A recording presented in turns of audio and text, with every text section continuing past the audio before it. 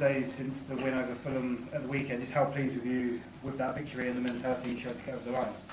Well, very happy obviously, and especially after international breaks when you know that you have to again align and regroup everybody, and you could tell that in the first 10 minutes that we were a bit still getting that rhythm, but afterwards I think watching the game back that we deserve to win the game. There are things to improve, but we take the win and we move on now for the Champions League match. And just a question on fitness. Piero Hincapié training before the match against Fulham but wasn't in the squad. I saw him on the pitch earlier. Is he available for tomorrow? Yeah, he will be available, and I think that game came a bit too early for him, so he had another 2 very good sessions, and now he's ready to go. And coming up against Diego Simeone tomorrow, either one of the world's best managers, how highly do you rate him? Well, at the highest level. I mean, I think what he's done since he got to Atletico has been outstanding. Not only what he have achieved, but the way he's done it. I think the identity that he has created to the club, to the team, the spirit, I think they are very simple and clear to identify, and that's because the manager is very much them. And that's extremely difficult to achieve for a short period of time, and to do it for 14 years, I think he's been there now. It's something incredible, so yeah, a pleasure to meet him. After the match, there was a picture that went round of William Saliba on the team coach already watching Atletico Madrid. How did that come about, and how pleased you to see your players already turning on to the next fixture? Very pleased, because I didn't encourage it, so it came from them, and that's the most powerful thing. That a game finishes, the job is done, and we've done it. But now, okay, what's next, and what's the next challenge, what's the next opportunity? And we know that it's going to be a really tough one. So the earlier we start to think about it and prepare, the better. So I love that initiative from the players, and it tells you how much they want it and how focused they are in what is next. Hi. You mentioned Diego Simeone there, approaching 14 years. You're approaching 6 years at Arsenal. Do you look at Simeone as maybe an inspiration and maybe something that you'd like to do at this club? Well, obviously there is someone that I look up to and learn from it in many situations, and what is for me outstanding is his passion. I think for how long he's been in the game and in the same club with the same players, how you still have that handle and that capacity to transmit such an energy and willingness to win. And then, yeah, it's a very tough environment that we live in, and to keep convincing players, you have to be extraordinarily well. I don't know him personally, but everything that I heard about him is that he's so good at doing that. That's the reason, one of the reasons why you are able to sustain at that level. He's been linked with the Premier League on numerous occasions. Is he someone you'd like to see come to the Premier League? It's going to get tougher. We have enough and super good managers here, so I don't know, that will be completely up to him. If one day he wants to experience that, what I can say is that what I've seen, and after analysing the team, how well they are coached. Just reflecting on your last 3 games in the Premier League, there's 1 point from those 3 games last season. You've got 9 out of 9 this time. What's changed, and what lessons have you learned, not just from those games, but from last season?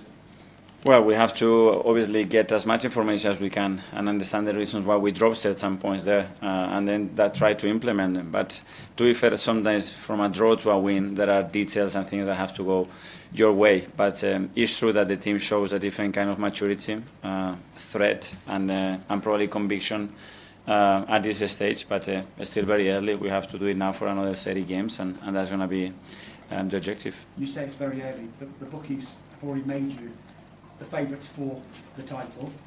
Do you embrace that, and do you think you are the favourites now? The only thing that I embrace is when I see the team, the energy, the temperature, the commitment, and the quality that they can deliver, that it gives me that conviction that we can go all the way. But that's it. That's just a feeling that the next day you have to prove it, the next training session you have to prove it, and nothing else, and we cannot be busy thinking about those topics.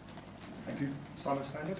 Okay, just on carrying on with Simeone, when you started here, did you look at the way Atletico, how he sort of moulded the club's culture in his image, and you took from that something you wanted to do when you tried to mould the culture here? No, I think I got that done more through my experiences and my beliefs, and especially my understanding of Arsenal and this football club I am experiencing here, because I think to put a different context to this one, it's extremely difficult, and at the end I think you have to be authentic to your belief, your way of dealing with people, especially, which is the most important thing when you talk about culture, and slowly, yeah, you have an idea, and you have to, after through that, sometimes change a little bit the trajectory to understand what is the best for the club. just want to ask you one on the defence. Obviously, the numbers have been incredible this season. We've seen Gabriel Heinze, who joined in the summer. We see a lot in the warm-ups and working with the defenders, very animated. What's he sort of brought to the defence this season, and what's he like as a coach that he's added to your set this year? Well, I think that's something very, very collective with all the coaches, with the players, with their commitments as well. And Gabi added something different, that willingness to will, I think. And now we've seen that obviously through his career, that experience to win and to elevate somebody's level and ambition and drive to the highest limit. And he's extraordinary at that. Hi Mikel. Of course, one of your main title rivals at the weekend failed to win, Liverpool against Manchester United. Do you ever notice on the training field after one of your main rivals has failed to win that your players perhaps have a bit more of a spring in their step during a training session? I haven't noticed that, but obviously there is a lot of narrative afterwards. But that's it. I mean, every game in this league, it's a must-win and a very difficult game to win. And we all, I think, very appreciative of that. So you don't get carried away with any of that. And just on Diego Simeone as well, when you come up against a manager who's been in place for such a long period of time, does that in any way make your preparation for perhaps what you might expect from them easier? Or, because there's so much data and so much evidence, does that in some ways make it harder to prepare for a game? Well, on this one, I think the hardest thing is the time that you have, basically a day when you can't really do much to prepare that. Obviously, understanding and the time that we have spent to analyze them and understand that. They have evolved as well for the team that they were probably a year ago to now, and how they can change as well in relation to the context of the match, which is something very specific for this team. And in order to after prepare the best way, you want to give them everything, but how you're able to simplify the information and make it as concrete, as clear as possible for being in the best position to implement what we want to do tomorrow. Hi, Mikel. Hi.